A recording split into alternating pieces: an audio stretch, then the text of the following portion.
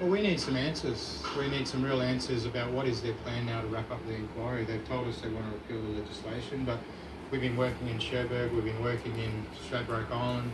We're about to have a number of other hearings.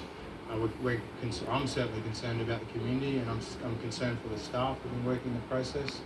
What is your plan for closing down the inquiry and to support these people over the coming months? You've already spoken to many elders, and you wanted to speak to them to get their stories before it's too late. How disappointing from that perspective that some of these stories might be lost forever.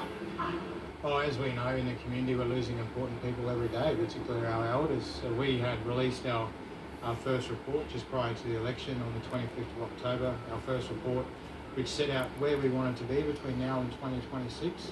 And that was to travel across all regions in Queensland to take evidence, or to work with and take evidence from community members and particularly elders. So it's really disappointing now that all that's on hold, but likely with the government's intention, that opportunity being missed. And also, I guess the chance for Indigenous, non-Indigenous kids to grow up and learn more about the history of Queensland.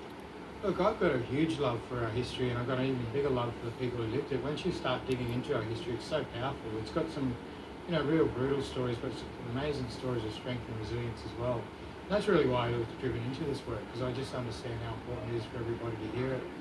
We've got that really important public awareness function, this inquiry, to let people know about that history.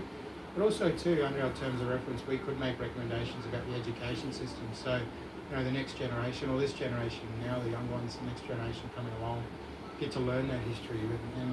And shelving this inquiry the way they've done, this is a loss for all of Queensland for a long time. It took us 165 years to get to this point, to have something like this, and to lose that opportunity now, and no indication when, if ever, we'll be able to do something like this again is, I think it's a big loss for the state.